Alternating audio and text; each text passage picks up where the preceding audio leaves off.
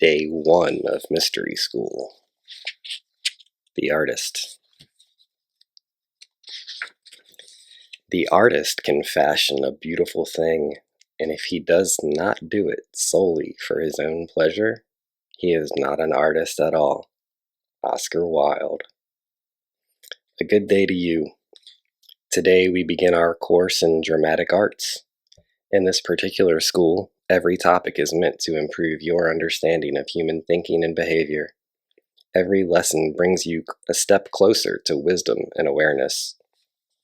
How you listen is up to you. How you apply each lesson is for you to decide. There are some students who go to school anxious to learn. Maybe you've been that kind of student in the past. There are some who go to school but get easily distracted. That also could be you. There are some who fail to take notes or remember what they've learned. And there are some who show up, attend a few classes, and drop out early. Dropping out indicates a mysterious lack of interest. If you were that kind of student, you probably wouldn't be here right now. No, I suspect you've been interested in solving life's mysteries since you arrived on campus, but you've entered a new level of discovery now. So, leave your old ideas at the door. Settle in, listen, and prepare to see with different eyes. With an open mind and a willingness to experiment, you can turn abstract ideas into observable actions. Good. We've gone through the introductions, so let's begin this class by speaking about the artist. Before any work of art can be created, there must first be an artist. Energy, you can say, is the artist of the natural world. You are the artist of your own reality. The impulse to create is in your genetic makeup. You were born to it. What defines an artist exactly? Well, many things. An artist has an eye for beauty. An artist looks for wonder in the physical world and the virtual world. An artist sees what isn't readily seen by others and shares that vision with humanity. An artist knows how to surrender to the creative force, to be thoughtless and in love.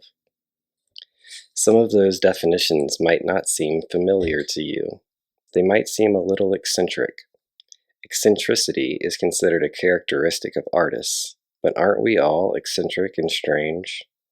You may not like the way some people express their art, but every expression has a right to exist. We are all artists, and our talents are diverse and remarkable.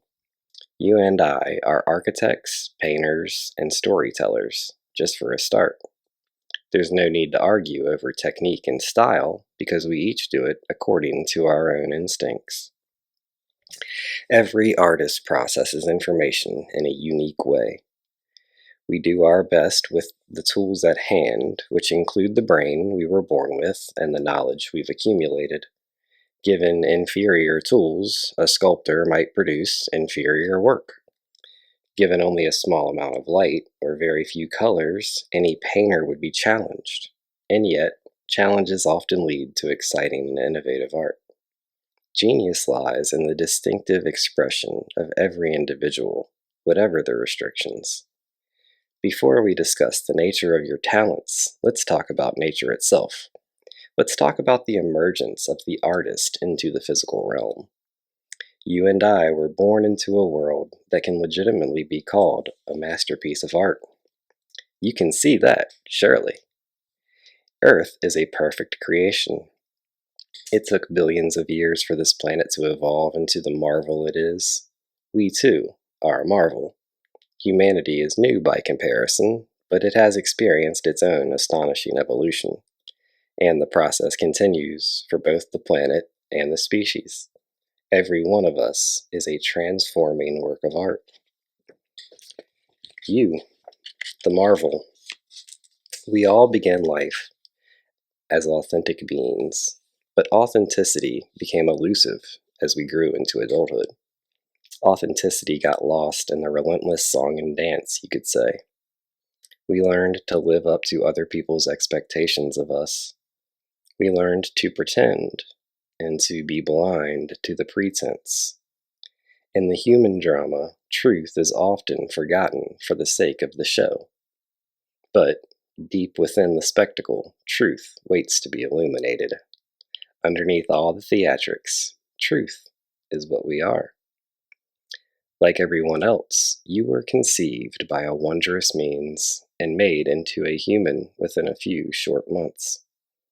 Everyone develops according to life's biological blueprint.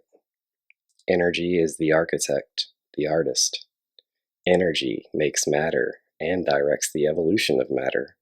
You were conceived, born, and refined into a work of perfection by energy's unstoppable force.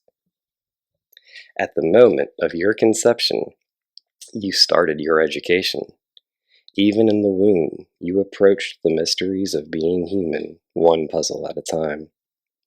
Life has been your teacher, guiding you from your earliest moments.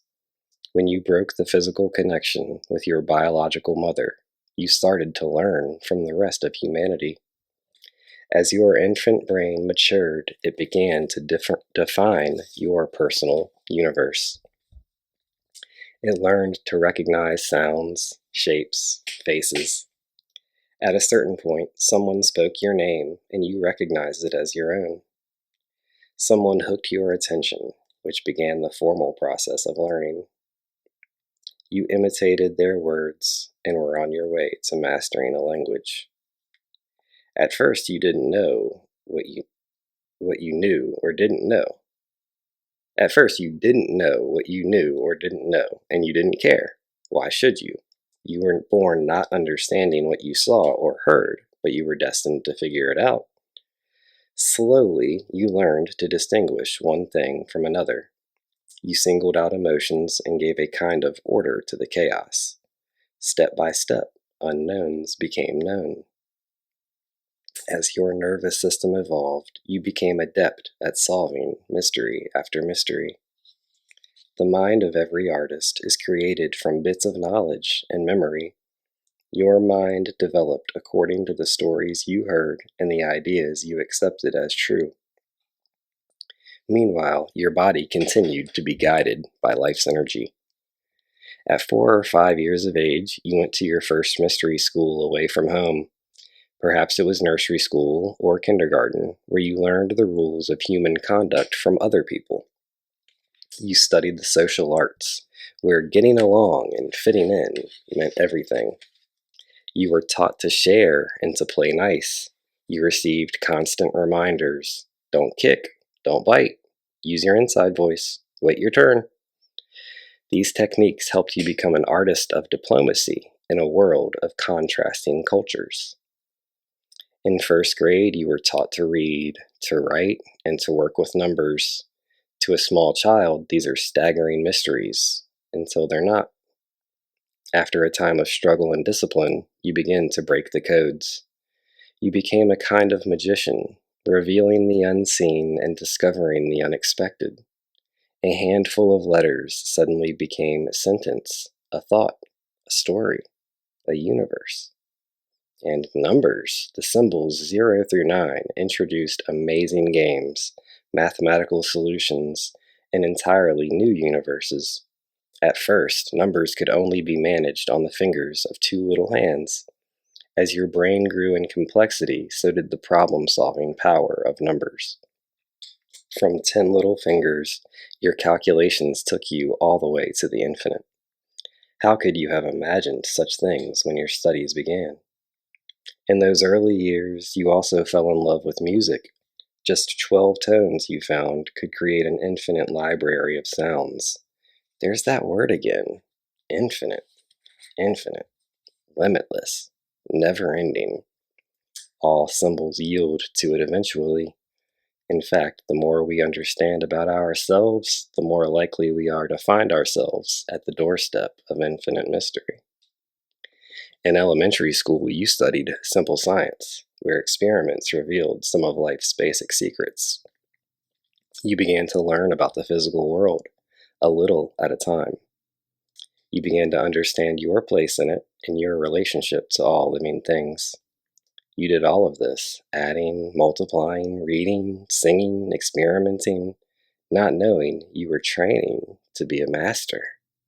Then, as now, you were the artist, and your life was your creative partner. Then came middle school, where more complex mysteries become familiar. You are also rocked by the secrets of your own body. Puberty. Physical changes meant emotional changes, and even deeper mysteries. And that adventure hasn't ended. Your body continues to change in dynamic ways. You'll make adjustments to the changes, even into old age, but the body's mysteries, like the mysteries of the universe, will puzzle and intrigue you for a lifetime. After middle school came high school, then college, perhaps, then a job and career.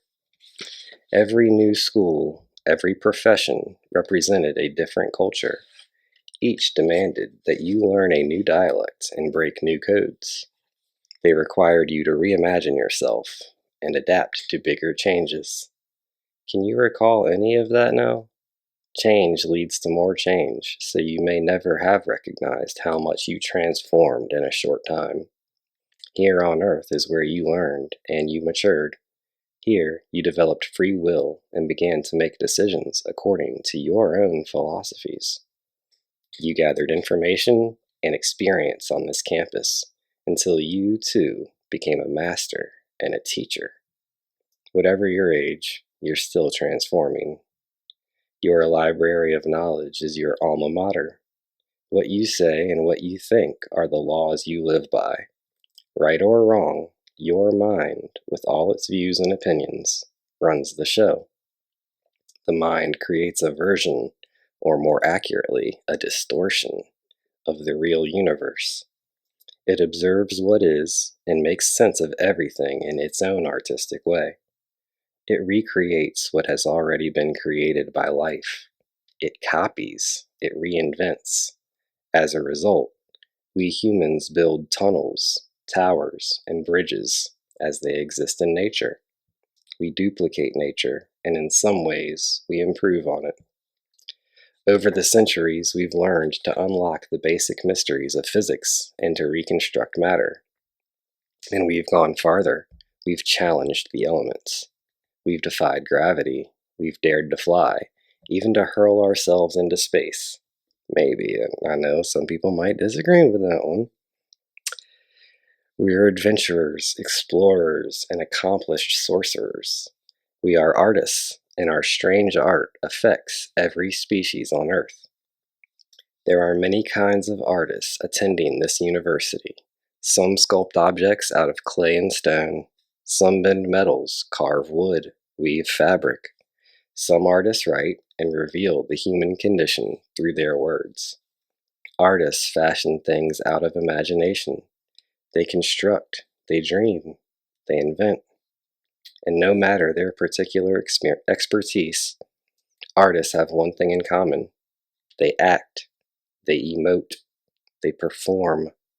They practice the art of dramatic interpretation, which leads us to our topic of the week, the actor. This class is focused on a specific kind of art, one that has kept humanity enthralled for thousands of years, acting.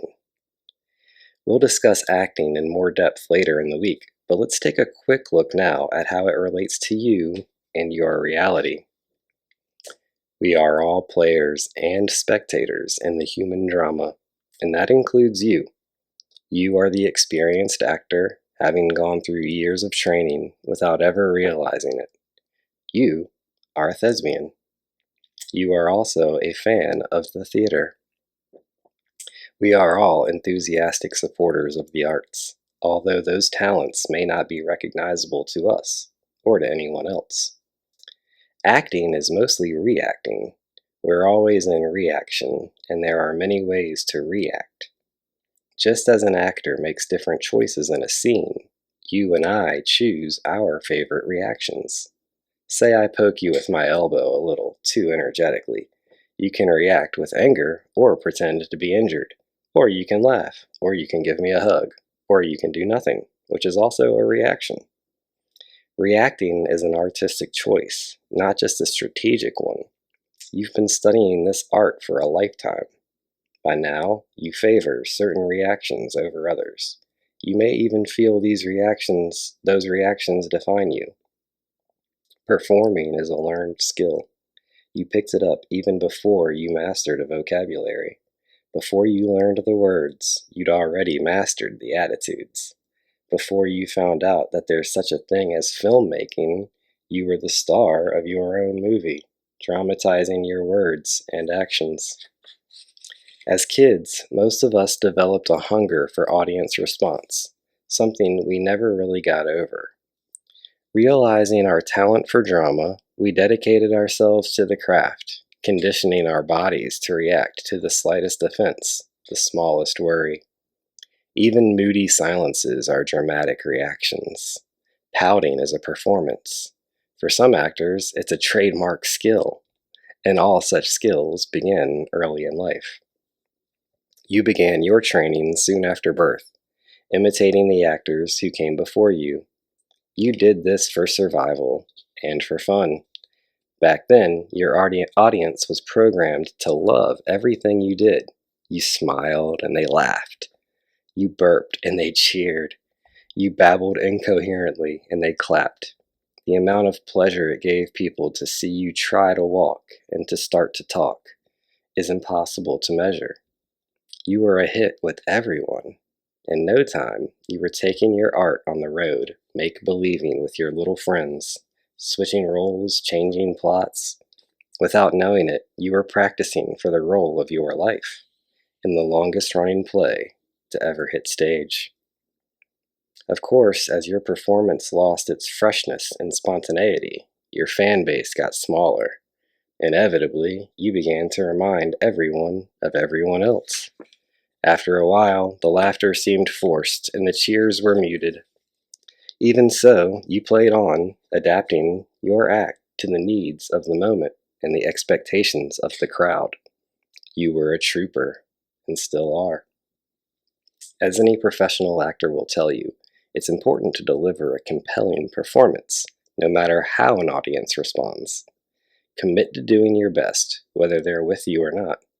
An audience may be restless and noisy, or composed of just a few people. They may not laugh when they should, or be shocked when you want them to be. It shouldn't matter. You're not playing for them, you're playing for you. In this world, there are hundreds, thousands, and millions of them. The world is teeming with critics. They're all followers of something.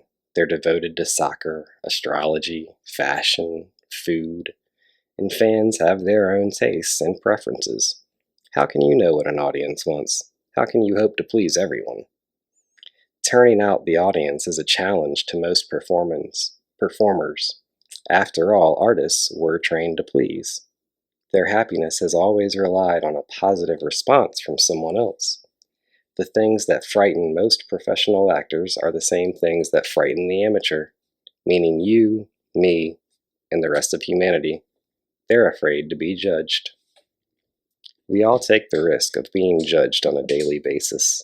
We step out of the house each morning to face a world full of critics. All the world is a stage, and you are only one of several billion players. Fortunately, most of them are too busy judging their own performance to notice yours. Professional actors, on the other hand, must step into the lights and be scrutinized by those who have come specifically to judge them. They are examined by faceless people sitting in the dark, people whose expectations are high and whose judgments are often ruthless. Actors are panned by unseen critics and adored by nameless fans. Bad press can break them emotionally. It has, on occasion, almost broken you, hasn't it? The judgments of your peers have hurt you in the past, so you already understand the trials of an artist very well. The fear of being judged is a handicap we all share, whatever our talents. It makes it hard for us to walk onto a stage or into the workplace. It's scary to step into the lights with other skilled artists, any of whom may be more talented or more attractive. If that isn't enough, consider what else professional actors have to worry about. To create effective drama, actors must imagine and remember. They must have faith in what they do. Faith means believing in something 100%, and a good story is only as good as our ability to believe it. So, actors believe. We all believe. We believe what we say and hope that our audience believes us. We put real emotion into our performances so that our bodies don't always know the difference between an act and an actual experience. We've all felt the pain of regret. We've lived the horror of a trauma over and over again. Old wounds come to life when we summon them. Memory can work against us, but that hasn't kept us from bringing the past to mind often, regardless of the pain it creates. This is a practiced art. Professional actors call on intimate and disturbing memories from their own lives in order to make a scene believable. They often recreate moments of trauma to inform their art. They act out emotions so well that audiences become engrossed and sometimes even uncomfortable. Stage actors do these 8 performances a week for months at a time. That sounds like a lot. On the other hand, the rest of humanity is doing it nonstop. 8 performances a week, including matinees, is nothing for most people. It's probably nothing for you. Don't you repeat your favorite narratives over and over to the discomfort of everyone around you?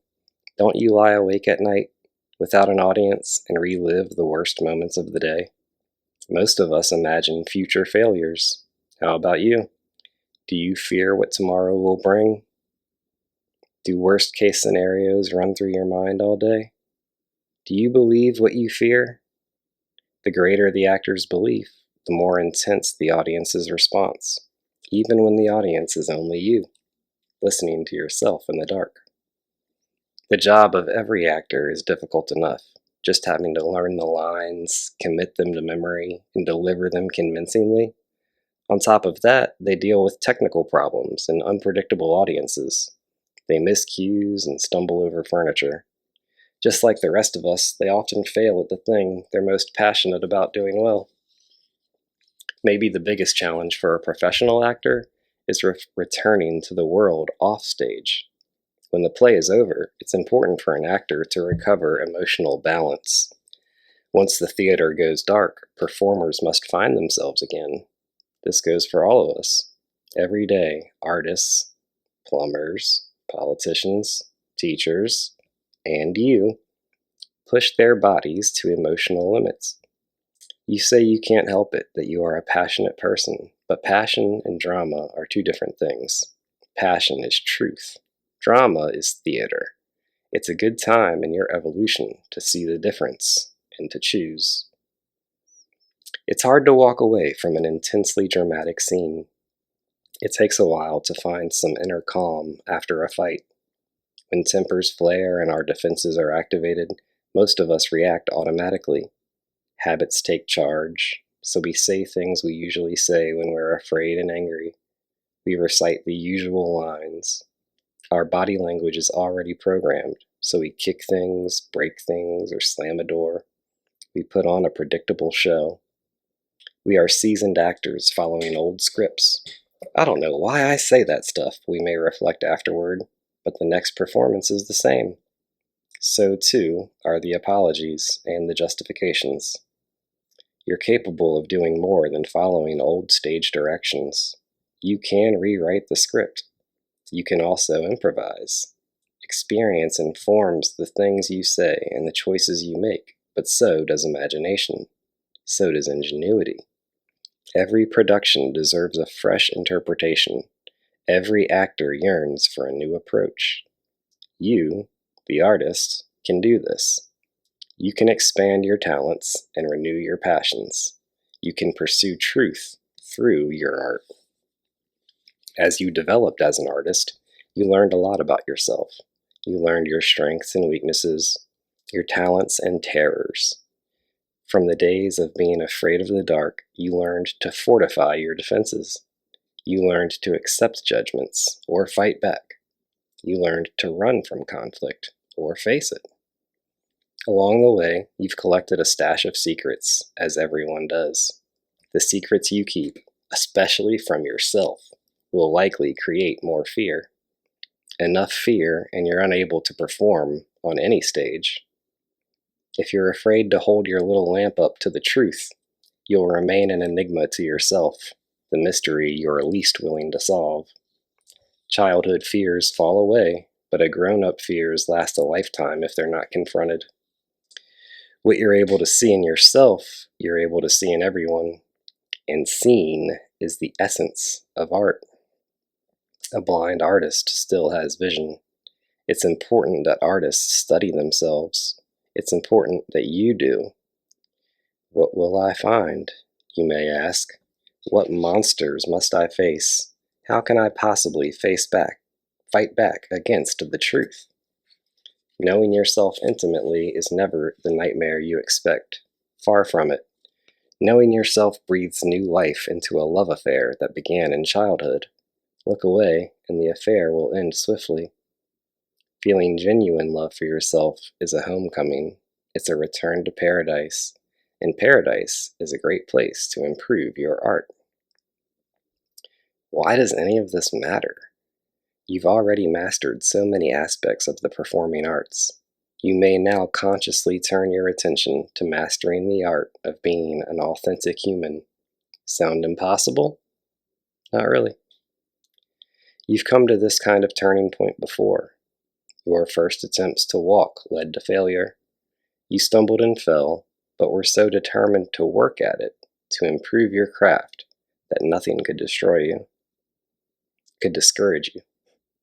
Eventually, you learned to move with balance and confidence.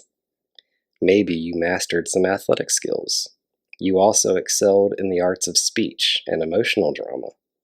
Every mastery improved your life and expanded your awareness. Practicing any art develops the brain. The more agile the brain, the easier it is to learn anything. Children who study dance, music, painting, or acting have an academic advantage. They also have the rare ability to abandon thought and to surrender to the creative impulse, a talent that serves them in every aspect of life. What does it matter to know yourself as an artist? The artist recognizes that each of us is a universe living within countless universes. With an artist's eye, you can appreciate colors, shapes, and the vibrations of life. Secret by secret, you can reveal yourself just as you would the mysteries of the moon, the stars, the sun, and the earth. Piece by piece, you begin to see the whole picture. The artist's eye searches for beauty. Beauty is the grace that moves you through the world. Beauty is the gratitude you feel when you are truly inspired. Beauty lies in a well-chosen phrase, the gift of a smile, and the respect one person shows another. Every living form possesses its own kind of beauty. Every physical body is a work of art. Your mind is a glassblower, shaping a delicate world for your body to occupy. It matters that you make the world transparent and pleasing to the eye. It matters that you make it a dream of beauty and purpose from which others can drink inspiration. And let's not forget your most artistic gift, the genius of words. It's no small thing to become familiar with the language you speak, a language to you, unique to you. You have your own way of using words, either to inspire or to do harm. You choose the mood and the tone behind the syllables you speak. It's never too late to recognize the voice in your head, always prompting, always predicting. That voice is yours. No one else controls it. Listen closely to its repetitive messages. Do they represent who you are or how you want to sound?